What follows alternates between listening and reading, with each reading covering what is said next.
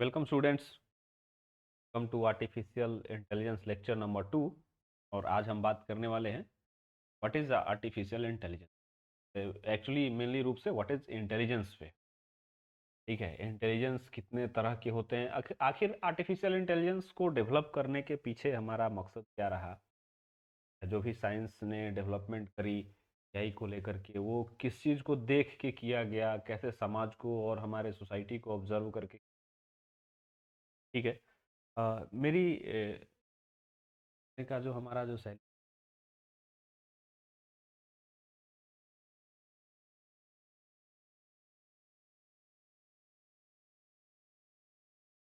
तो सबसे पहले हम बात करेंगे इंटेलिजेंस की, कि उसके कॉन्सेप्ट्स पे बात करना। ठीक है ना।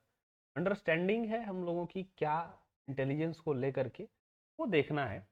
तो देन अकॉर्डिंग टू डेफिनेशन जब हम बात करेंगे, कि हमारा अंडरस्टैंडिंग देखना है, अकॉर्डिंग टू डेफिनेशन बात करेंगे, तो सबसे पहले मैं थोड़ा स्पीड चलूंगा। ठीक है, थ्योरेटिकल चीज़ें हैं इनिशियल, जैसे जैसे लेक्चर्स आगे बढ़ेंगे देन हम फिर कोडिंग और प्रैक्टिकल चीज़ों पे आएंगे। पहले इसके basic. And intelligence is the ability to acquire and apply knowledge and skills. Intelligence क्या है हमारा, कि हम नॉलेज को एक्वायर करें फिर अप्लाई करें। ठीक है, ये इंटेलिजेंस होता है कि चीज़ों को सीखें, उसको अप्लाई करें, स्किल्स को सीखें, अप्लाई करें। देन इसमें होता क्या है, it involves the various mental process such as learning, reasoning, problem solving, perceptions and understanding complex ideas. अब इंटेलिजेंस में बहुत सारी चीजें आती है। आप बहुत बच्चों को बोलते हो कि ये बच्चा बहुत ज्यादा इंटेलिजेंट है, यानी इंटेलिजेंट है, पढ़ने में तेज है, बहुत बात करता है, एक इट मीन्स की अच्छी बातें करता है, अच्छे डिसीजंस लेता है। ठीक है ना। जो प्रोफेशनल्स होते हैं, इंजीनियर्स हो गए, डॉक्टर्स हो गए, आईएएस हो गए, बड़े बड़े अधिकारी हो गए, बिजनेसमैन हो गए, साइंटिस्ट हो गए, तो आप उन्हें क्या बोलते हो, ये इंटेलिजेंट लोग हैं। क्यों? उन्होंने लर्निंग अच्छी करी, अपने जिंदगी में रीजनिंग अच्छी लगाए, वो प्रॉब्लम सॉल्विंग स्किल उनकी अच्छी है, परसेप्शंस अच्छे हैं, अंडरस्टैंडिंग अच्छी है, कॉम्प्लेक्स आइडियाज सोच पाते हैं। वो साइंटिस्टों का तो बहुत ही कॉम्प्लेक्स आइडियाज सोचते हैं, उसे इम्प्लीमेंट भी कर देते हैं, उन्हें ज़्यादा इंटेलिजेंट माना। ये कुल मिला के that is the definition of the intelligence, to acquire the knowledge and skills and apply. ठीक है। अब कंपोनेंट्स क्या क्या हो सकते हैं इंटेलिजेंस के, हम लोग अलग अलग आईक्यू पे भी बात करेंगे, ईक्यू पे बात करेंगे, सारी चीजों पे बात करेंगे। अक्सर आप सोचे होंगे कि कॉमन सेंस नहीं है किसी में, या इसका कॉमन सेंस बहुत अच्छा है, प्रेजेंस ऑफ माइंड बहुत अच्छा है, आईक्यू अच्छा है ना। आइंस्टीन से आईक्यू को कंपेयर करते हैं सब लोग। तो इन सारी चीजों पे बात करेंगे कि इंटेलिजेंस है क्या, और इन्हें हम लोगों ने कैसे मशीनरीज में उतारा, how to implement that intelligence in your machineries, and that is called the artificial intelligence. It means to implement that intelligence in man-made thing. It is called the artificial. Then firstly क्या है हमारा logical reasoning. बहुत बच्चे जब preparation करते हो SSC का, UPSC का और रेलवेज का, अलग अलग एग्जाम का, उन्हें रीजनिंग लैंग्वेज, ये वाला वर्ड बड़ा फ्रेंडली लगेगा। और ऐसे भी देखोगे आप, रीजनिंग में इट मीन्स कि उसके पीछे कुछ रीजन हो। दो चार चीजें, ऐसे चार इमेज दे दिया जाता है, उसमें बोला जाता है इसमें कौन ऑड मैन है, बाकी तीन से मैच नहीं कर रहा, इसे बाहर निकालो। It means some logics are there. Then logical reasoning. It means ability to analyze the situations, make decisions and solve problems using logic. Logic को इंप्लीमेंट करके प्रॉब्लम को सॉल्व करना, डिसीजंस लेना, सिचुएशंस को एनालाइज करना, this is called logical reasoning. ये सारे intelligence के पार्ट्स हैं। उसके बाद क्या आता है हमारा कंपोनेंट्स में, learning. It means to capacity to the capacity to acquire new knowledge and adapt to new situation. Learning means अक्सर ये होता है कि हमें नई नई चीजों को सीखना होता है। It means to acquire the new knowledge and adapt to new situations. नए सिचुएशन में गए, हम जल्दी चीजों को सीखते हैं, है ना, क्विक लर्नर। आप लोग बोलते हैं ना, we are a quick learner, I am a quick learner, interview में बोलते हो। That is called the quick learning means कि हमें, आप कहीं भी नए सिचुएशन में डालोगे, मैं इस चीज को जल्दी अडेप्ट करूंगा, जल्दी सीखूंगा, एंड देन उसको इंप्लीमेंट करना सीख। That is called learning skill. तीसरा आता है परसेप्शन। परसेप्शन क्या होता है हमारा, ability to interpret and understand sensory information. Perception सब बोलते हो ना कि अरे परसेप्शन बना लिया हो कि ये अच्छा नहीं है, एक तरह की धारणा, ठीक है ना।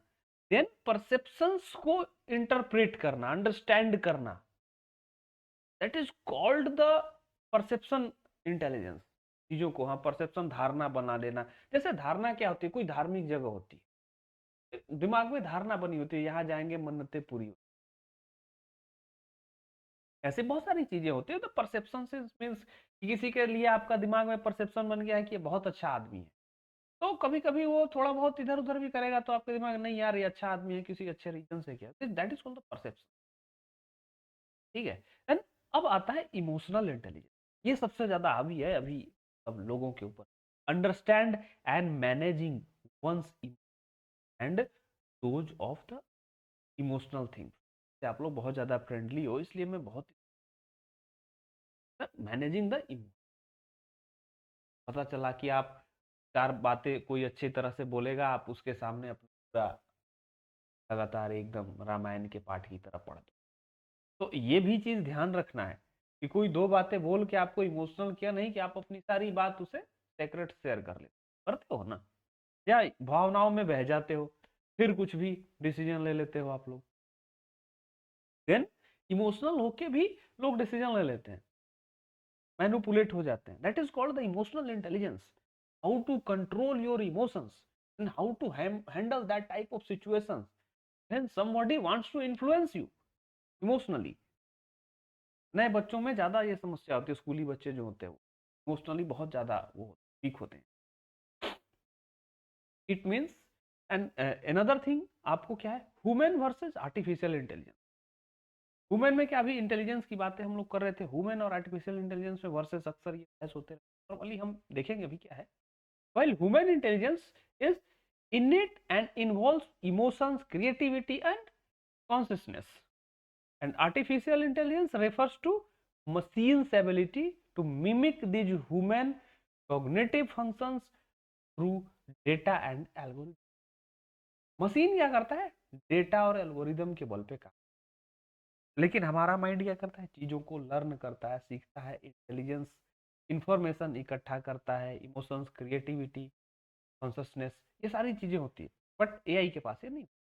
यही करता क्या है, डेटा जो दोगे, उसी डेटा के बेसिस पे जो एल्गोरिदम आपने बनाया है, उस एल्गोरिदम के बेसिस पे वो काम करता है, ठीक है। तो अब हम लोग आते हैं आगे, थ्योरीज ऑफ इंटेलिजेंस। थ्योरीज, अलग अलग साइंटिस्टों ने जो थ्योरी दी, सबसे पहले theory I theories of intelligence में, मल्टीपल इंटेलिजेंस। साइंटिस्ट थे हमारे हावर्ड गार्डनर। हावर्ड गार्डनर ने 8 पॉइंट्स बोले थे। Then propose the intelligence is not a single general ability but a combination of different type of. देखिए, कोई एक सिंगल एबिलिटी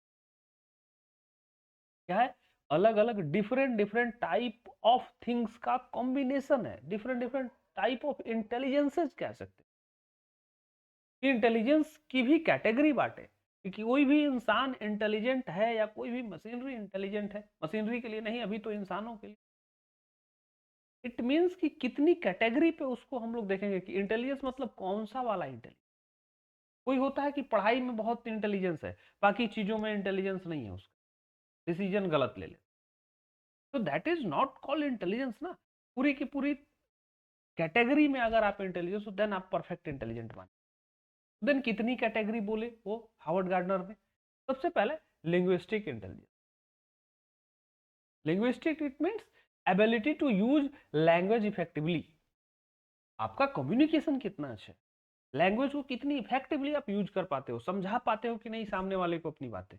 पता चला आपको समझाने ही नहीं आ रहा है, तो नॉलेज है, आप बता नहीं पा रहे हो, तो सामने वाला कैसे समझेगा कि आप इंटेलिजेंट।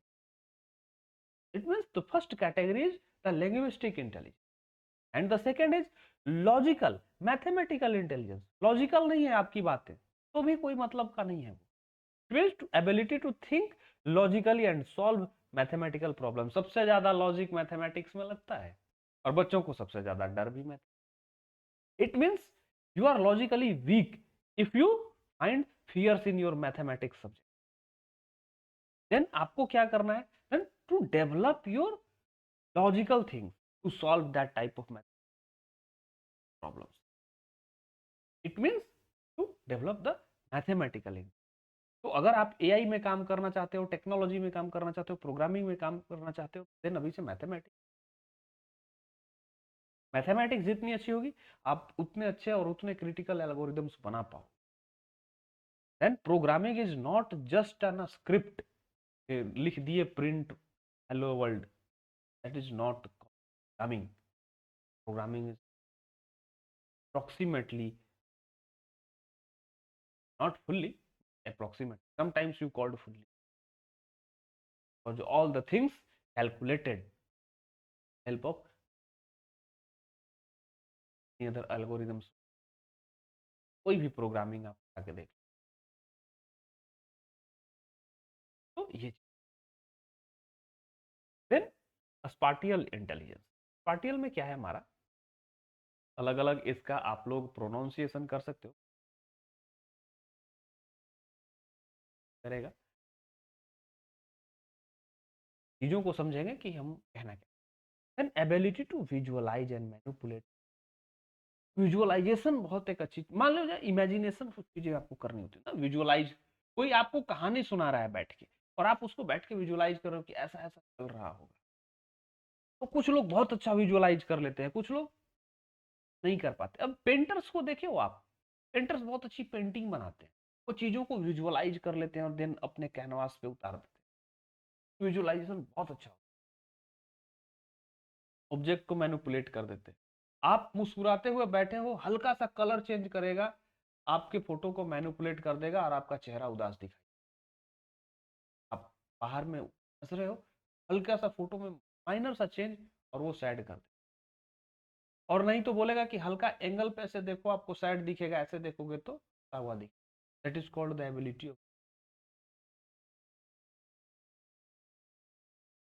बहुत लेवल पे अच्छे painter. It means to visualise the things, is called the spatial. Musical intelligence, to recognise and create musical pattern.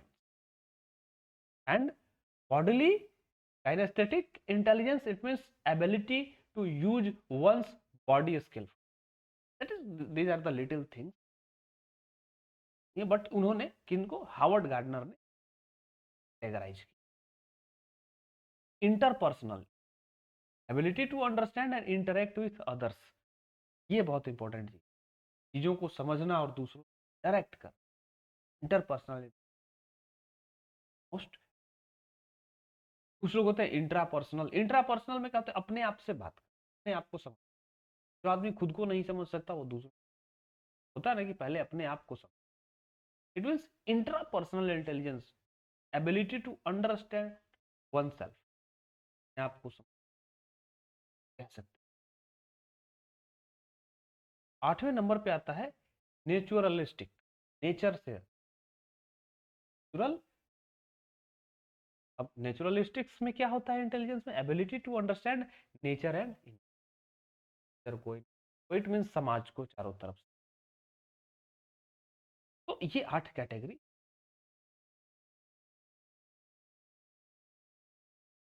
In second number पे आता है, सेकंड नंबर पे एक साइंटिस्ट आए थे, रॉबर्ट स्टर्नबर्ग।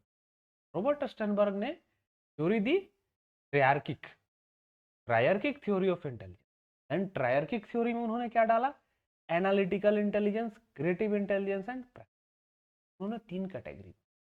एनालिटिकल में प्रॉब्लम सॉल्विंग एबिलिटीज को डाला, प्रॉब्लम सॉल्विंग, प्रॉब्लम है कोई भी सिचुएशन है, जिंदगी का दूसरा नाम ही प्रॉब्लम, तो आप कैसे सॉल्व करते हो। बहुत सारे लोगों को, अलग अलग लोगों का अप्रोच अलग अलग होता होगा, कुछ लोग एग्रेसिव रिएक्ट करते हैं, कुछ लोग बड़े शांत दिमाग, कुछ लोग घबरा जाते हैं, कुछ रोने लगते। सेम ही सिचुएशन को हैंडल करने का तरीका लोगों का अलग अलग होता है, depends upon the analytical thing, कौन कैसे, किसका दिमाग कैसे एनालिटिकल अप्रोच ले रहा है। दूसरा creative intelligence, ability to deal with new situations using past technique. कुछ ऐसा सिचुएशन आया आपके पास, इट मीन्स होता है ना कि कुछ क्रिएटिव करेंगे, क्रिएटिव मतलब कुछ नया करने, क्रिएटिव करेंगे, बढ़िया सा कुछ हट के करेंगे, क्रिएटिव मतलब इट मीन्स पुरानी चीजों से जो हमको अनुभव मिला है और उससे हम क्या करेंगे, डील करेंगे किसी नए situation, that is called the creative intelligence. किसने बोला, इंट्रोवर्ट। देन तीसरी चीज क्या थी? Practical intelligence, means ability to adapt changing in. बहुत सारी चीजें चेंज होती है, बहुत तो लोगों का सिस्टम सूट नहीं करता। सरकार को ही देख लो, 5 साल में अगर चेंज हो जाती है तो बहुत लोग सदमे में रहते हैं, उन्हें लगता है उन्हीं की सरकार है।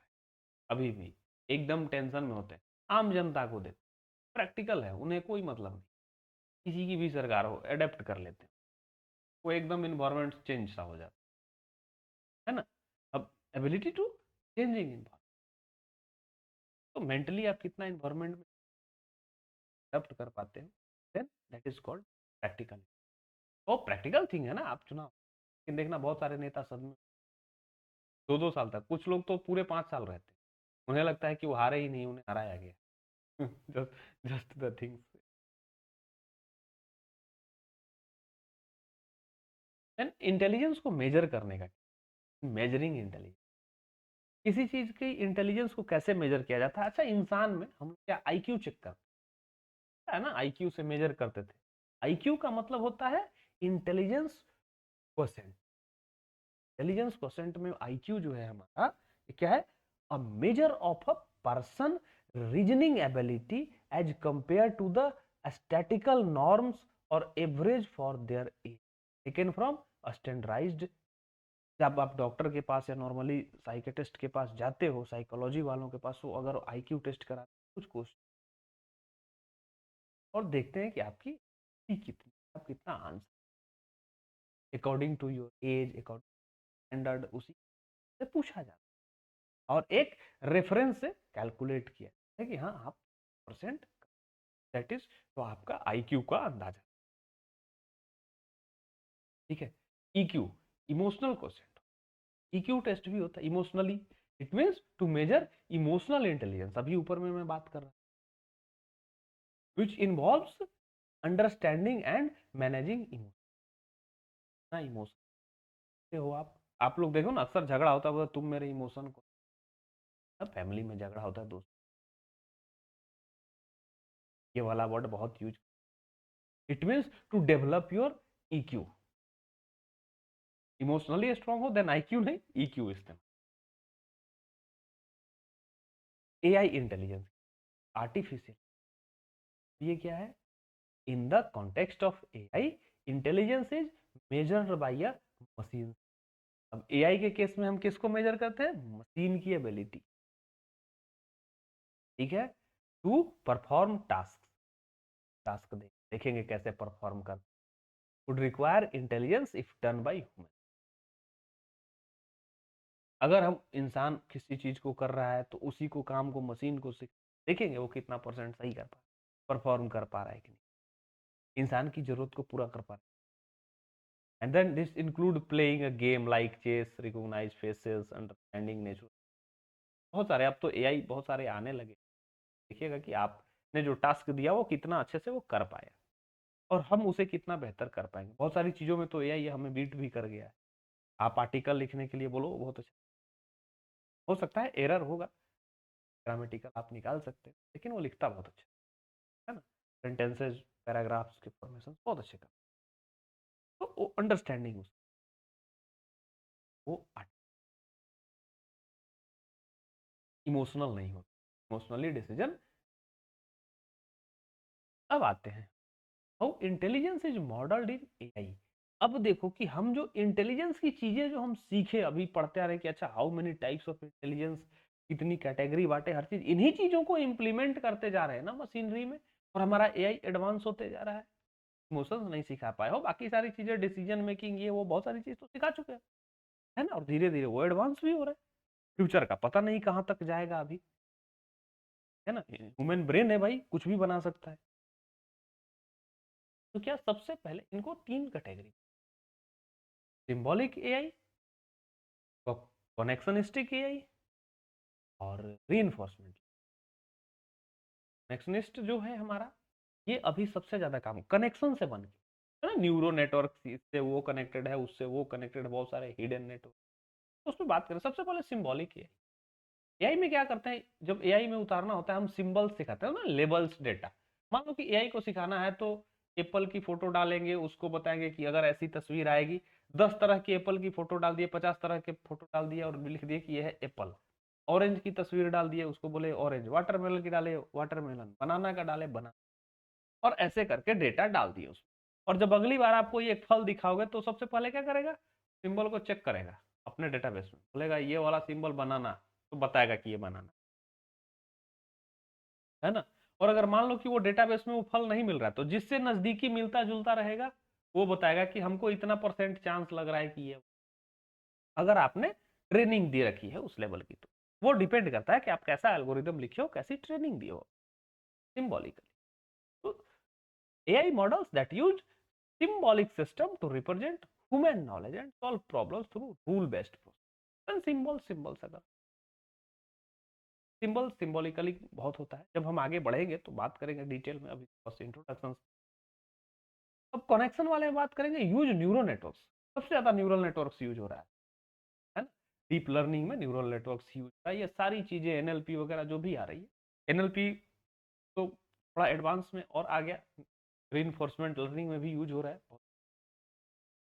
हम लोग बात करेंगे तो न्यूरल नेटवर्क्स हिडन डिसीजन ले रहा है और उसके बाद आपको फैसला है ना, तो वो देखेंगे। reinforcement learning क्या है, the type of machine learning where an agent learns by the interacting with an environment and receiving feedback in the form of rewards and penalty। reinforcement में क्या है, वो फीडबैक ले रहा है, रिसीव कर रहा है रिवार्ड्स के रूप में, पेनल्टीज के रूप में। अरे जैसे चैट जीपीटी है, आप उसको बोलो कि आपका आंसर है ना, वो चीज उसके जाती है ये ठीक नहीं, और अगली बार जब सेम क्वेश्चन पूछोगे तो देखना वो अलग आंसर, या दोबारा अगर सेम चीज पूछ रहे हो तो कुछ, इट मीन्स जो आंसर उसने पहले लिखा, आंसर को पूरी तरह से आपको नहीं आया, बदलता है, फीडबैक लेता है। मैं ये नहीं कहूँगा चैट जीपीटी पूरी तरह से रीइंफोर्समेंट, कुछ कुछ चीजें होती है, अभी चीजों को और। अब आते हैं क्या एग्जाम्पल्स, एग्जाम्पल्स क्या क्या है, examples of intelligence in AI system. अब एग्जाम्पल्स पे जब बात करेंगे तो pattern recognition, AI system can identify the patterns in data such as recognizing face in images, detecting fraud in finance transaction, से बहुत सारी चीजों में पैटर्न पकड़, कैमरा ऑन करते हो आजकल फेस बता, मेल आता है तो ये वाला स्पैम में चला जाएगा, ये फाइनेंशियल ट्रांजेक्शन में, ये कोई अलग से आपका अकाउंट है, बहुत सारी चीजें। पैटर्न रिकॉग्नाइजेशन, पैटर्न में क्या होता है, अगर आप अपनी एक मान लो कि किसी लोकेशन पे आप रहते हो, तो आप वहां से रोज अपने फेसबुक अकाउंट में लॉग इन कर, और अचानक से आप 500 किलोमीटर दूर चल जाओगे ना, तो वो चीज रिकॉग्नाइज करेगी फेसबुक, एरिया चेंज, ठीक है। अब पैटर्न क्या होता है कि हर दिन वहां पे आप लॉग इन कर, अचानक से 500 किलोमीटर दूर किसी दूसरी डिवाइस में अगर हुआ, अगर आईपी दूसरा है, दूसरा डिवाइस है, देन वो आपको वार्न करे, पैटर्न दूसरा लग रहा है, आप जो यूज करते हो वैसा नहीं लग रहा है। अब देखो पैटर्न क्या होता है, अगर आप किसी एक लोकेशन पे बैठे हो और आप रोज अपना फेसबुक अकाउंट लॉग इन, आप वहां से जर्नी करो, रास्ते में भी लॉग इन करते करते आ रहे हो सेम ही डिवाइस में, और उसे 500 किलोमीटर दूर ले आए, यहाँ भी उसी डिवाइस में लॉग इन कर, तो वो नहीं बताएगा कि पैटर्न कुछ, उसे लगा यही आदमी कॉल करके आया। लेकिन अचानक से आप यहाँ पे अभी लॉग इन करके काम कर रहे हो, कोई 500 किलोमीटर बाद दूसरे डिवाइस में लॉग इन कर गया, वो पैटर्न मैच नहीं करेगा, वो आपको मेल के थ्रू आएगा कि ये वाला डिवाइस में लॉग इन हुआ। डिसीजन मेकिंग होता है दूसरा, डिसीजन मेकिंग क्या है, AI can make decisions based on the data. पिछले क्लास में हम एक छोटा सा एग्जांपल दिए थे आपको, उसमें लिखे भी थे, है ना, रेनी सीजन है, सनी सीजन ऐसा है, वॉकिंग पे हाइक पे जाना है, घर में बैठे decision, like recommending products to user and diagnosis, ये decision making. NL natural language understanding, understanding क्या होता है, it means AI can understand and process human language, बिल्कुल यूज कर रहा है हम लोग। इंग्लिश में सवाल पूछते हैं, इंग्लिश में जवाब देता है, हिंदी में पूछते हैं, हिंदी में जवाब, अलग अलग लैंग्वेज में पूछो अलग अलग language, it means to understand the human language and allowing it to respond to questions और carry out task based on spoken command, जिसमें आप बात करोगे उसमें भाई सब ये बेसिक पैटर्न था। भी आप बोलोगे कि सर बहुत ज्यादा आप थ्योरी थ्योरी पे बात कर रहे हो, तो उसके लिए आप घबराइएगा नहीं। इनिशियली में हम लोग पहले थ्योरी और पैटर्न ही चीजों को सीखेंगे, देन जब हम उतरेंगे धीरे धीरे धीरे धीरे आगे डीपर, तो आपको समझ में आएगा कि अच्छा कैसे कैसे ये चीजें हो रही है और कैसे चल। ठीक है, एक एग्जाम्पल कोड है, इसे हम समझेंगे। एग्जाम्पल कोड में क्या है हमारा, here is an example of how a simple pattern recognition can be implemented using Python's scikit-learn library। scikit-learn एक लाइब्रेरी है जहां हम डेटा सेट एक उठाए और एक पैटर्न को रिकॉग्नाइज करेंगे उस data to classify data point. है ना, नीचे कोड दिख रहा होगा, कोड हम VS कोड में भी लिखेंगे, लिख के उसे आएंगे। VS कोड एडिटर है हमारा जिसे सेव किए थे, ठीक है ना। और इसका ही एक्सप्लेनेशन नॉर्मली देख लेते हैं हम, ओवरव्यू देख लेते हैं। The code used the iris data set, बहुत ही फेमस डेटा सेट है, मैंने इसको यूज कर दिया। आइरिस डेटा सेट हर जगह मिल जाता है इंटरनेट पे, इसलिए मैंने आइरिस को कि कोई भी डाउनलोड कर लेगा कहीं से। मैं अभी डाउनलोड करके दिखाऊंगा अभी, है ना। अगर मैं अपना यूज करता तो लोग कमेंट में लिख रहे सर एक्सेल सीट दे।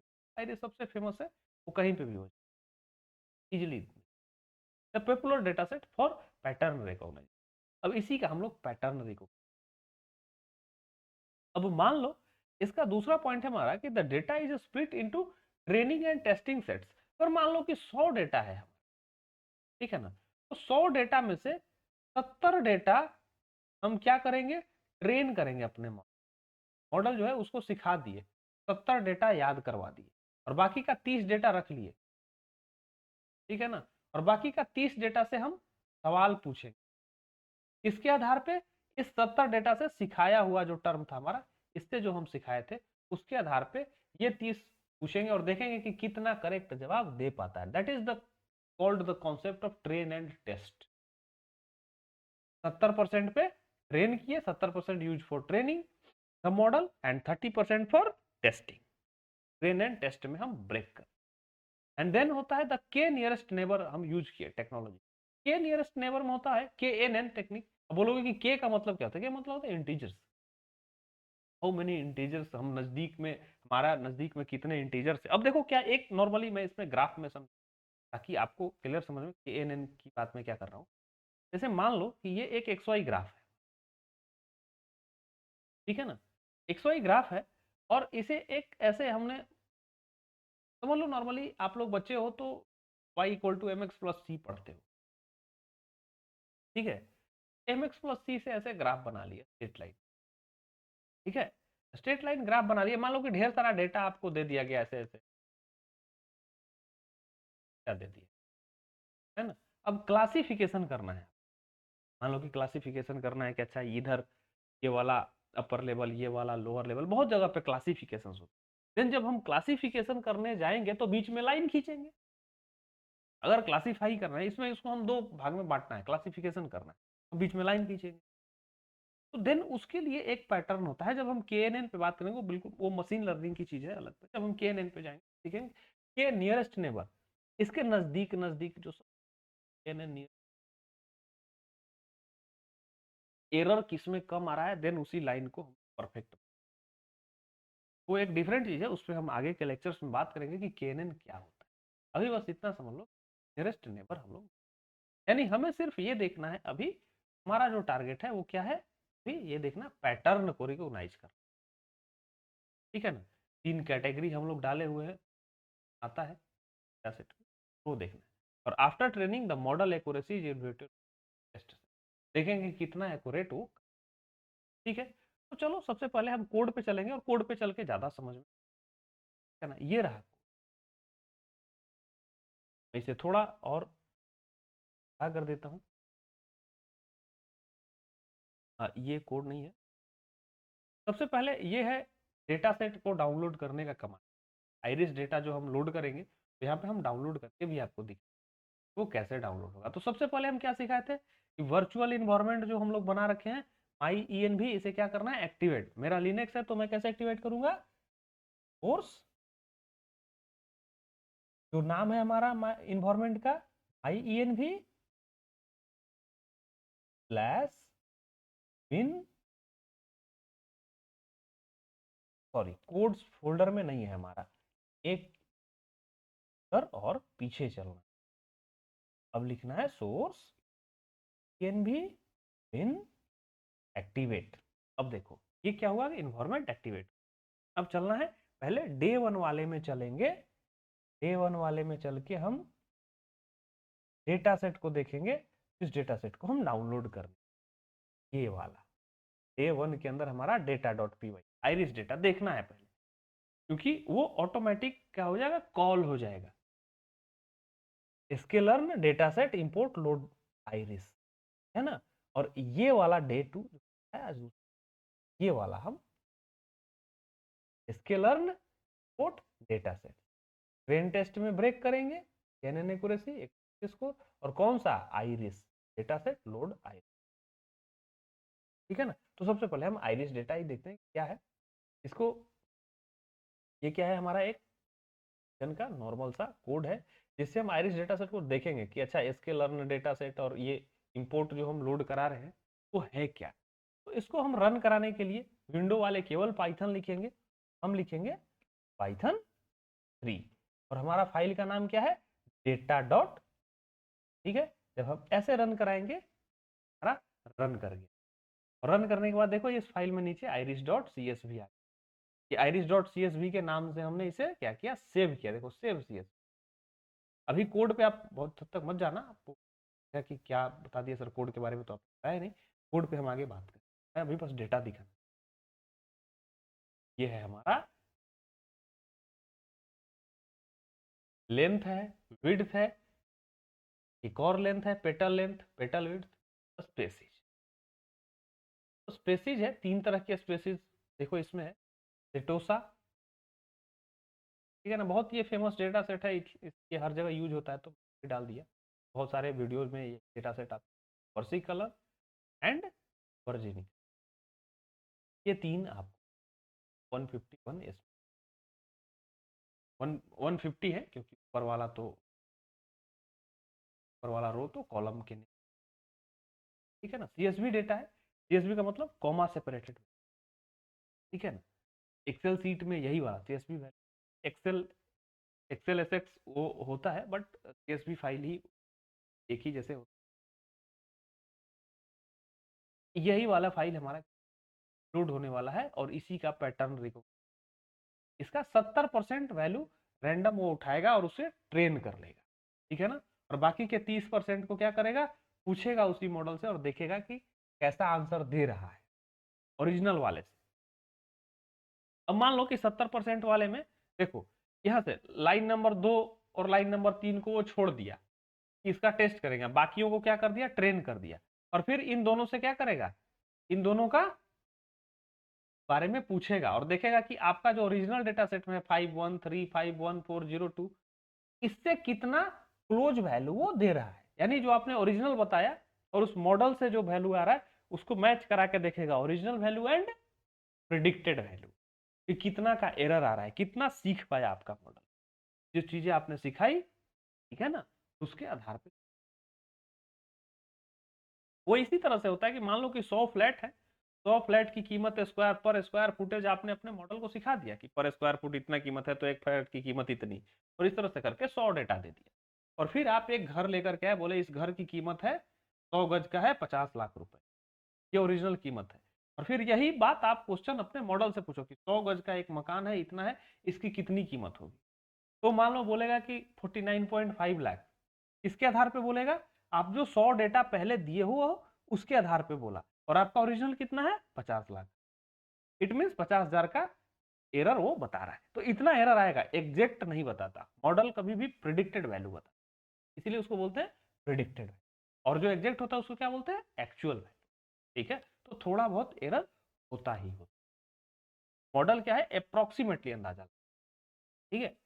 तो हम इसे क्या करते हैं, अब रन करा के देखेंगे, हम cd डॉट डॉट करके पीछे जाएंगे, ठीक है ना, और फिर आएंगे डे 2 में, ठीक है ना, स्पेस नहीं दिया इसलिए,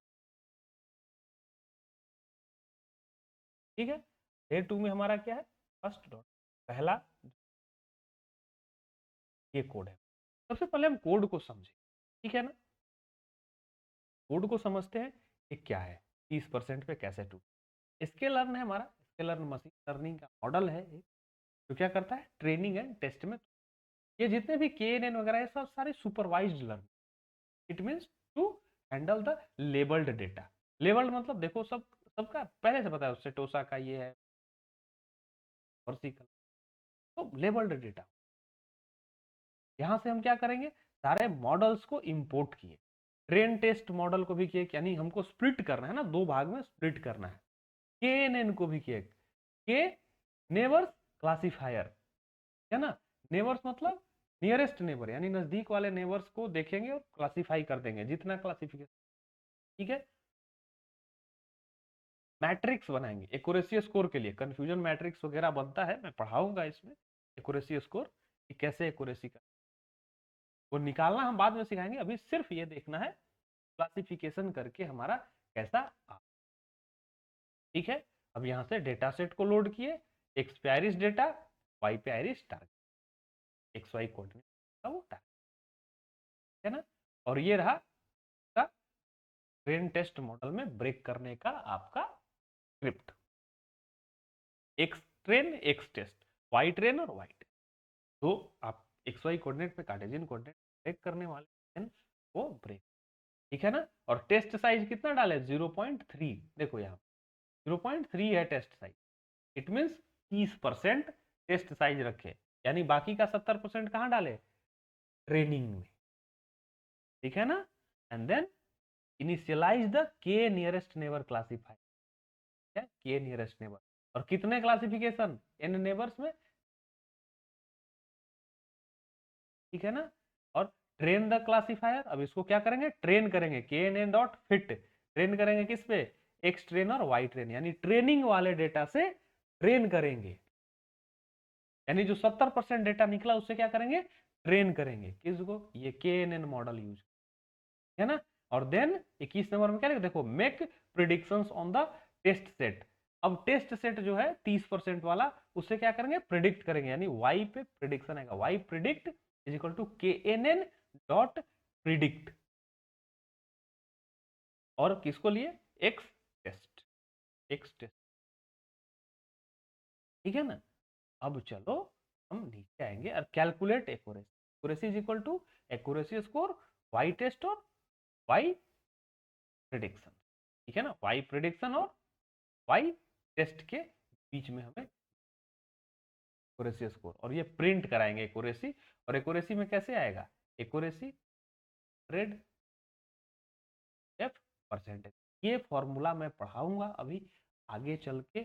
और आपका अभी एलएमएस मॉडल जो हम दिखाएंगे वहां डिफाइन कर रहा है, डिफाइन क्लासिफिकेशन जब हम, अभी मैं एलएमएस लर्निंग मैनेजमेंट, पहले मैं इसे रन करा दूं, ये वैल्यू आए तो पता चले। एक्यूरेसी स्कोर आप देख आ रहा है, एक्यूरेसी स्कोर है 97.78, क्या आ रहा है, 97.7। अभी इसमें मत जाना इस फॉर्मूले पे कि बहुत ज्यादा आगे के लेक्चर्स में, है ना, 97.7। अब आप एक चीज देखोगे यहाँ पे, हम अभी बात करेंगे लर्निंग मैनेजमेंट सिस्टम की, और लर्निंग मैनेजमेंट सिस्टम जो है उसमें हमने क्लासिफिकेशन आ रखा है। अगर आप लोग आओगे पे lms.lab.com पे, ही देगा, दू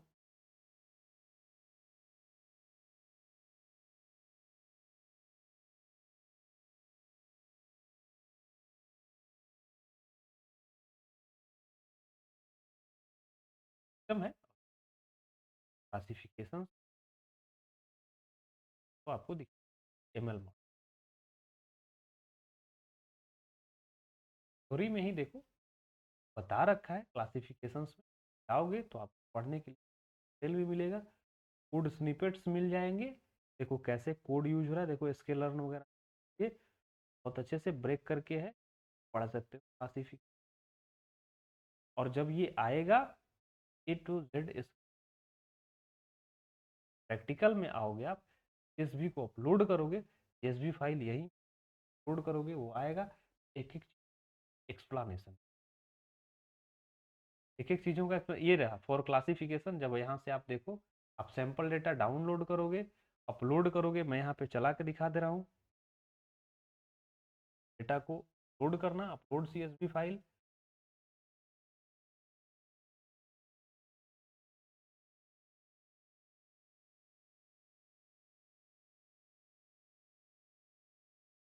ये रहा डेटा, देखो लेंथ स्पेसिस सेम है डेटा, आप इसे सबमिट करोगे, रिजल्ट नीचे with explain one score recall precision, ये सारे है ना। ये कहते हैं accuracy means the ratio of correctly predicted senses to the in classification, recall, precision, recall, F1। अभी इसमें हमें बात करना है क्लासिफिकेशन से बात करनी है। आगे बहुत अच्छे से चर्चा करूंगा कि बस आपको एक्यूरेसी यानी यहाँ जो हमने पैरा यहाँ पे जो है वो, क्योंकि यहाँ पे हमने डेटा सेट छोटा लिया है, डेटा सेट जितना बड़ा डेटा सेट ये हम आपको पढ़ा भी, more precise data set, more information than भी, है ना। F1 स्कोर की जो बात कर रहे थे आप, the weightage average of precision and recall. और रिकॉल क्या है हमारा, प्रिसीजन और रिकॉल क्या है, the ratio of correctly predicted positive observations to the total predicted. And recall क्या है, the ratio of correctly predicted positive and observation of the observations in actual class, that is called. Then अभी आएंगे बहुत अच्छे से इसके क्या करेंगे, हर हो जाएगा। And this is the classification, कितने क्लास बांटना। आप जैसे ही क्लासिफिकेशंस में आओगे अलग अलग चेंज करके, मान लो कि देखो मैं एक्यूरेसी पे अगर बात करूं, इस पे अगर आप आते हो, इसकी एक्यूरेसी को 97.8 और मैं एक्यूरेसी को कम करना चाहूँ, देखो मैं यहाँ से एक्यूरेसी कम करता हूँ, यहाँ पे 5 कर देता हूँ। अब 50% डेटा पे ही मैं सिखाया इसको और 50% पे सवाल पूछूंगा, तो देखना कुछ चेंज होगा। एक्यूरेसी कम हुई, कितनी हुई, 96%, ठीक है ना। टेस्ट साइज हमने, ठीक है ना, 97.78 है। अगर उससे भी आपको बढ़ाना है तो आप क्या करोगे, आप बोलोगे कि हम सिर्फ 10% डेटा ही टेस्ट के लिए देंगे, बाकी हम 90% डेटा से क्या कर देंगे, ट्रेनिंग करा। 1 minute, test size data some is there,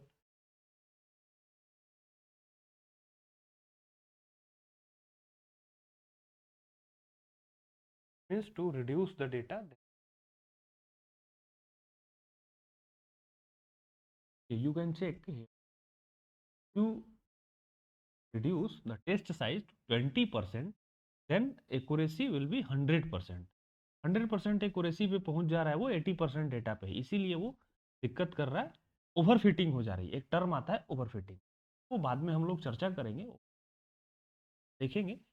यानी 20% डेटा टेस्ट में डाल रहे हो, देन वो 100%, उसको सीखना है हमें एक चीज को, क्या कंफ्यूजन मैट्रिक्स होता है, एक्यूरेसी कितने तरह की होती है, कैसे हम फाइंड करेंगे एक एक चीज, देन चीजों को समझ में आएगा। कब चीजें अंडर फिटिंग में आती है, कब ओवर फिटिंग में आती है, वैसी परफेक्ट ओवर फिटिंग हो जाएगी तो बढ़ जाएगा, इन सारी चीजों पे, ठीक है। अब आते हैं हम के बाद डिस्कशन पे अपने, और देखते हैं कि आज का टास्क क्या, विजुअलाइजेशन का टास्क के साथ हो गया था।